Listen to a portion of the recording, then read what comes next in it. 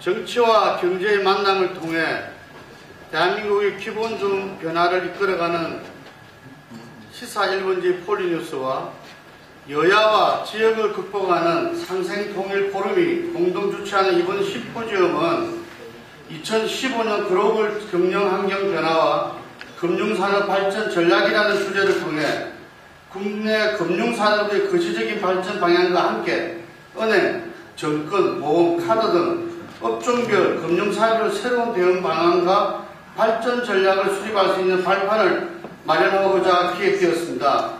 참석자 여러분께서는 이번 심포지엄을 통해 금융개혁 방안과 금융산업이 한국 경제의 새로운 발전 동력으로 성장할 수 있는 가능성에 대해 깊이 생각해보고 토론하는 자리가 되었으면 합니다. 찾아주신 모든 분들께 다시 한번 감사 인사드립니다. 먼저 국민의례가 있겠습니다. 국민의례는 시간상 약식으로 진행하도록 하겠습니다. 우리 국회 근처도 보니까 이제 좀 있으면 벚꽃이 필 테지만 국회 경내 내에도 노란 꽃인 캐나리와 산수유가 벌써 펴서 자태를 뽐내고 있습니다. 제가 알기로는 우리 제주도에도 유채꽃이 폈다고 해서 저도 오늘 노란 넥타이를 한번 메고 왔더니 좀 생기가 도는 것 같습니다. 우리 여러분께서도 올 봄에 아주 희망찬 생기가 도는 올 봄이 되시기를 진심으로 기원드립니다. 오늘 2부에 참석해 주실 우리 최창석 공동대표님 아직 참석은 못하시고 계십니다만은 우리 최창석 대표와 또 우리 야당의 우리 정세균 의원과 같이 이 상생 포럼을 맡고 같이 운영을 해나가고 있습니다. 또 오늘 사회를 맡아주신 우리 김능구 폴리뉴스 대표께서 상임위원장을 운영위원장을 맡고 계십니다. 오늘 많은 분들이 애를 써주셨는데 또 오늘 특히 바쁘신 시간인데도 불구하고 우리 새누리당에서 경제통이신 나성민 의원께서 참석을 해주셨고 또 야당의 제1야당의 원내대표로서 많은 애를 써주고 계신 우윤근 대표님, 또 제가 19대 들어서 산업위원회에 한 1년 있었습니다만 산업위원회에서 제가 상임위원장으로 모시고 있었던 우리 강창일 의원님, 이렇게 제가 존경하고 좋아하는 우리 의원님들이 참석을 해주셔서 감사의 말씀을 드립니다. 특히 오늘 바쁘신 시간인데도 우리 진흥섭 원장께서 직접 기조 발제를 해주셔서 더 의미가 있다고 이렇게 생각을 합니다. 또 오늘 주제 발표를 해주실 우리 이병윤 한국금융연구원 부원장님, 또 신인섭 자본시장연구원장님, 또 안철경 보험연구원 부원장님께도 감사의 말씀을 드리고 또 오늘 같이 패널로서 참석해 주실 여러분께도 감사의 말씀을 드립니다. 또 오늘 귀한 시간을 내주신 우리 금융계를 이끌고 계시는 여러분께도 진심으로 감사의 말씀을 드립니다. 네, 현재 우리 금융산업을 둘러싼 국내외적 환경은 급변하고 있습니다. 2008년에 미국발 글로벌 경제 위기의 여파는 아직까지 경제 전반에 남아있으며 미국 경제가 최근 다소 회복 흐름을 보이고 있지만 유로존을 비롯해 중국, 일본 등 주요국의 침체는 여전히 계속되고 있는 상황입니다. 이러한 차이는 미국과 기타 국가들 간의 통화정책 기조에서 찾아볼 수 있습니다. 지난 3월 12일 한국은행은 기준금리를 1.75%로 인하해 설립 이래 최초의 1%대 기준금리 시대를 열었고 ECB는 지난 1월 20일 1조 1,400억 유로, 우리 돈으로는 약 1,400조에 달하는 전면적 양적 완화를 결정했습니다. 반면 스탠리 피셔 미 연방준비제도 부의장은 기준금리가 연내 인상될 것은 거의 확실하다고 밝혀 미국과 기타 주요 국가들 간의 통화정책 기조 차이가 드러나고 있습니다. 이후에 양적 완화 결정으로 인해 유로화 가치의 하락이 나타나고 있으며 세계 각국은 금리 인하를 비롯해 추가 부양 정책을 검토하는 등 환율 전쟁에 대비하고 있습니다. 이러한 상황에서 미 연준이 금리를 인상해 달러가 더욱 강세를 보이게 될 경우 글로벌 금융시장에서 변동성은 더욱 확대될 전망입니다.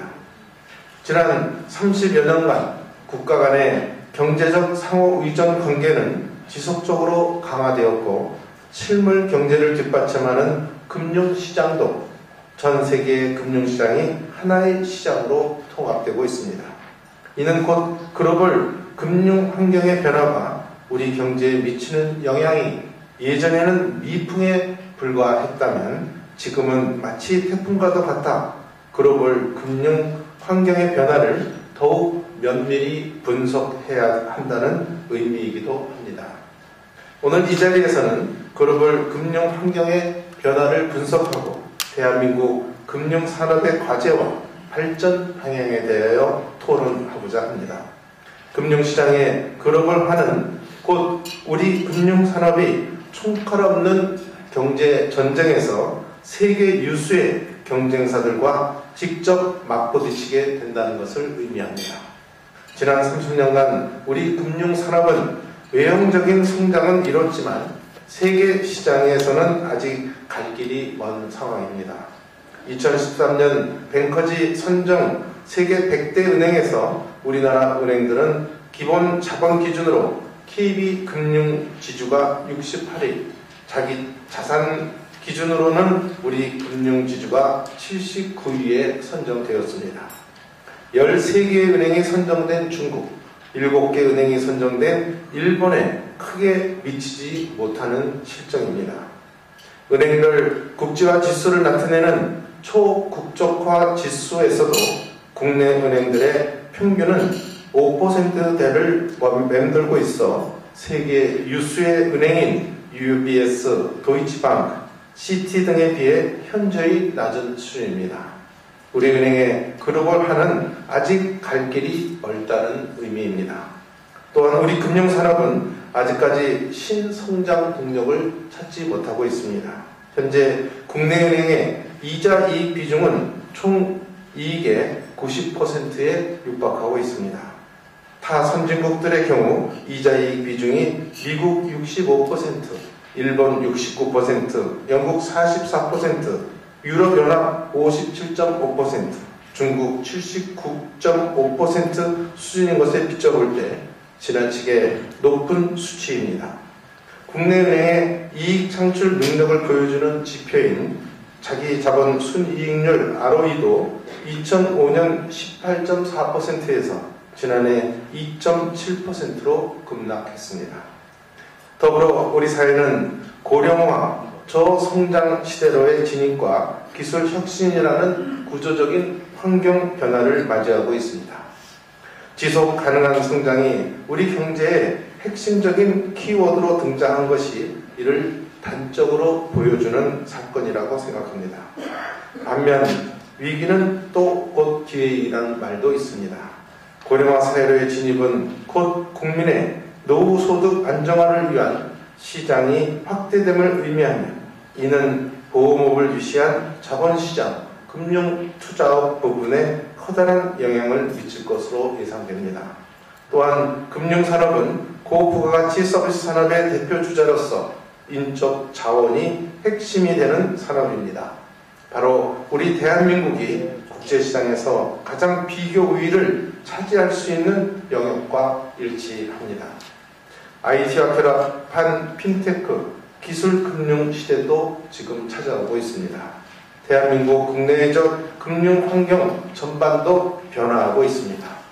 바로 지금이 금융산업 전반에 대한 전략을 다시 수립해야 할 시기입니다. 변화하는 금융산업의 흐름을 맞춘 수익 모델을 구축해 수익 구조를 다각화하고 성숙한 시장에 맞는 전략을 세워 신규 수요를 발굴해야 합니다. 또한 국제 유수의 금융사들에 맞설 수 있는 조직과 경영의 혁신도 필요합니다. 오늘 이 자리가 금융산업이 나아갈 길을 찾는 나침반과 같은 역할을 해줄 수 있기를 저는 기대하겠습니다. 저도 국회 정무위원장으로서 오늘 이 자리에서 나온 여러 고언들을 경청함은 물론 앞으로도 시장과 학계를 비롯해 각계 각층의 경제 주체들과 꾸준히 소통해 대한민국 금융산업의 발전을 위한 필요 과제를 발굴하고 정책적으로 실현해 나갈 수 있도록 최선을 다해 나가겠습니다. 여러분, 오늘 이 토론회가 성공적으로 끝날 수 있도록 많은 힘을 보태주실 것을 말씀을 드리며 다 같이 우리 금융산업의 발전을 위해서 전진해 나갈 것을 호소드립니다. 오늘 제가 이 자리에 뽑아야 되겠다 하는 건 두 가지 이유입니다. 첫째는 물론 초청장이 왔지만 주최하는 우리 폴리뉴스 또 상생과 포럼과의 인연입니다. 폴리뉴스는 아시다시피 정치와 경제의 만남 시사 1번지 안 갈 수가 없죠. 우리 김능구 또 이 대표 안 가면 안 될 이유가 분명합니다. 또 거기다가 총 편집국장은 김병호 중학교 동창이고 와야 할 이유가 있죠. 또 상생과 포럼은 우리 국회를 이끌어가는 정계 지도자 두 분이 이 자리에 함께하고 계시는 정우택 선배님과 정세균 대표, 여야가 상생하는 모임이니까 저로서는 제가 존경에 맞이하는 분들이니까 와야 할 이유가 분명해졌습니다. 우리가 상생하지 못하는 나라입니다. 갈등이 너무 많은 나라라는 거 2013년도인가요? 어떤 민간경제연구소 발표자를 봤더니 OECD 국가 중에서 갈등이 가장 많은 나라가 34개 중에 터키가 1위. 터키는 쿠르드 쪽이 있어서 그 숙제를 풀기가 굉장히 어렵습니다. 다음으로 대한민국이 불행하게도 넘버 2입니다. 그래서 날리는 기여비용이 적게는 86조에서 많게는 240조, 평균은 160조 갈등으로 작년에 한 해 예산이 375조 좀 넘었습니다.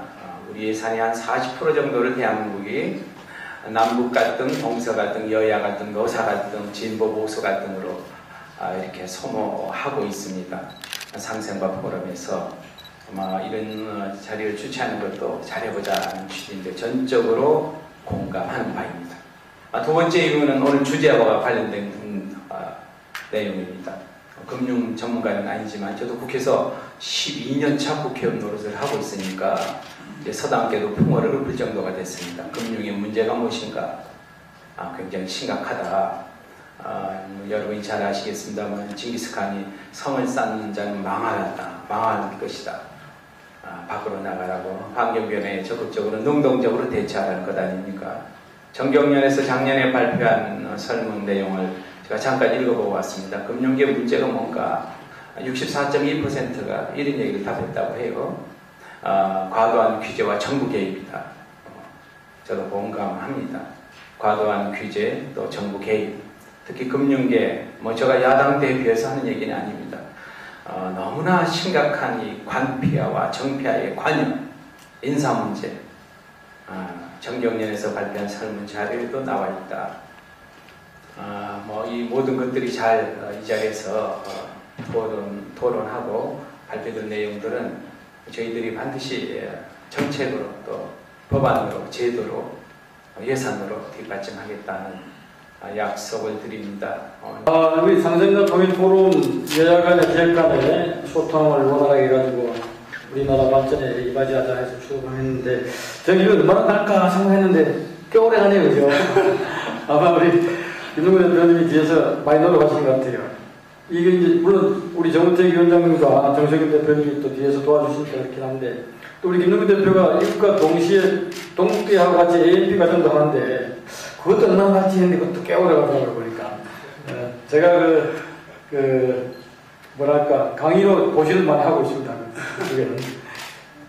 사실, 여야가 우리 목표는 같습니다. 여야가 정책 목표는 같은데, 수단과 방법이 조금 다릅니다.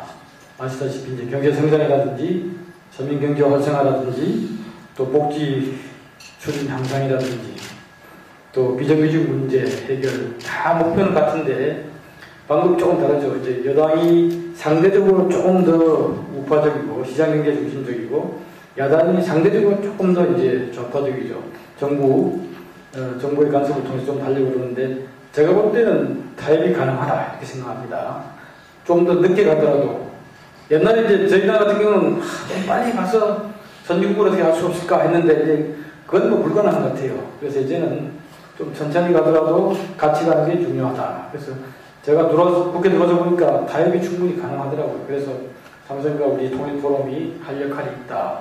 오늘 하는 그 금융산업에 대해서는 사실은 MB정부 들어와서 금융산업 경쟁력 제고하려고 큰 꿈을 가졌었습니다. 산업은행도 민영화하고. 근데 그게 바로 MB정부 출범하자마자 글로벌 금융위기가 발생함에 따라서 그냥 완전 물거품이 돼버렸죠. 그 다음부터는 이제 금융산업 건전성 여기에 이제 집중하다가 지금 몇 년이 다 흘른 것 같습니다. 그리고 이 정부 들어와서도 계속 금융계통에 그 사고가 터지다 보니까 금융산업 경쟁력은 뭐커녕 어떻게 이게 사고를 수습하느냐 하다가 지난번에 금융위원장하고 금융감독원장도 그거 하다가 시간 보내버리고 오늘 이제 신용석 금융감독원장 새로 이제 취임해서 하는데 앞으로는 이제 금융산업 경쟁력 제고 쪽으로 조금 이제 초점을 맞춰야 되지 않을까 싶습니다. 이 금융이 강해야지 산업이 살아날 수 있습니다. 사실 산업이 뭐 파이낸싱 안 되면 어떻게 할 수 있습니까? 외국에 아무리 프로젝트 많이 수주해도 파이낸싱 안 되면 안 되거든요. 그러면 우리나라 금융산업이 튼튼해야 된다. 그래서 그쪽에 좀 초점 맞춰주시고 플러스 해가지고 금융산업은 이제 우리가 산업자를 붙이는 것은 이게 먹거리다 이거죠. 미래 먹거리 산업이기 때문에 앞으로는 건전성 제고와 더불어서 금융산업 경쟁력 제고에 우리가 좀 힘을 써야 되겠다. 그래서 오늘 이 세미나가 굉장히 의미가 있다 생각합니다. 예. 하고 계시는 우리 정우택 우리 정무위원장 혹은 정세균 우리 전 대표 참 훌륭하신 분입니다. 제가 개인적으로 잘 아는데 이런 분들이 정치를 했으면은 이 나라 정치가 잘 될 것이다 이렇게 생각을 하고 있습니다. 이 정치라는 게 원래 이 갈등을 해소하는 게 정치인데 이게 그냥 거꾸로 갈등을 조장하고 분열을 조장하는 그런 정치판이 오랫동안 있어서 국민한테 이제 불신을 받고 있죠. 저 스님도 와 계신데 우리 비빈 스님 와 계신데 이 화쟁 원효대사가 여기는 화쟁사상 서로 다른데 그걸 하나로 묶어나가는 것이거든요. 그걸 실체로 옮겨야죠. 그래서 그런 정치가 되면 국민한테 우리가 사랑을 받을 텐데 그렇지 못한 정치판 참 저 한 사람으로서 죄송하게 생각하고 있습니다. 그리고 우리 저 실질적으로 움직이고 있는 우리 김능구 아까 저 양얘기가 나왔죠. 이 서울대 서양사과 출신입니다. 제가 지금 서울대학교 사과 총동문회 회장을 맡고 있는데 그래서 우리 역사 모임에서 자주 뵙죠. 역사를 알아야 돈이 보입니다. 역사를 알아야 경제가 보인다고 감히 얘기를 드리겠습니다. 그래서 옛날 이병철 씨도 아주 역사에 탁월한 지식을 갖고 있고 지금 삼성의 이재용 그리고 서양사, 동양사죠 됐고 누구죠? 저 정용기 거기도 이제 서양사 우리 김능구 우리 대표의 후배가 되고 이 역사를 알고 이 문학을 알면은 돈이 벌리지 않느냐 이런 얘기를 하면서 또 그런 생각을 해봅니다. 오늘도 이 금융의 역사 또 오늘 주제로 삼아주세요. 금융의 발전사를 쭉 보게 되면 미래 한국 금융이 세계 금융이 어디로 나아갈 것인가 보이지 않을까 이렇게 생각을 하고 있습니다. 저희 여러분들은 김능구가 역사를 공부했는데 왜 이런 거 하지 이렇게 생각하시는 분이 계시는지 모르겠는데 그렇지 않습니다. 역사가 다 포괄합니다. 그래서 오히려 적절하게 하고 있지 않느냐. 또 하나 제가 이제 그 역사 공부 역사 교수 출신인데 어떻게 산업통상자원위원회에 있는가 이렇게 의아해 하시는 분들이 계시던데 그렇지 않습니다. 여러분 꼭 역사 공부 많이 해주세요. 오늘도 금융사 할 때 금융발전사 잘 얘기들 해주십시오. 그리고 우영근 대표가 가면서 볼보로 잡았는데 저희들도 빨리 가야 되니까 양해해 주십시오. 저희들 이제 다 이제 저 책을 가지고 잘 가서 축독을 하겠습니다.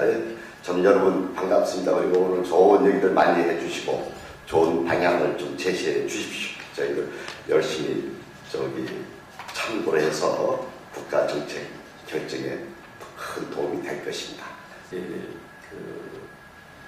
금융산업에 대해서 논의를 하고 있는데요. 저는 지금 기획재정위원회 야당 간사를 맡고 있습니다.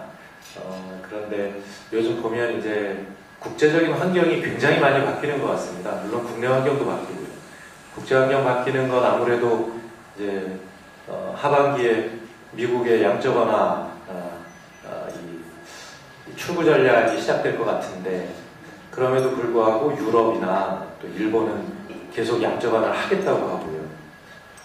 우리도 뒤늦게 양적 완화 대열에 합류하는 그런 상황이고, 그런가 하면 이제 국제 경영 시장에 중국의 금융이 이제 등장하기 시작하는, 어떻게 보면 앞으로 우리 금융 산업이 맞게 될 국제적인 환경 어떻게 변화해 나갈지 정말 한치 앞을 보기 어려운 그런 상황인 것 같습니다. 국내적으로도 이제 저성장, 또 저출산, 저성장, 저물가 이런 그 기조가 대한민국이 건국한 이래 처음 이런 상황이 이제 정착이 돼가는 그런 상황을 맞고 있습니다. 이런 때에 우리 상생과 통일포럼에서 우리 금융산업이 이런 대내외적인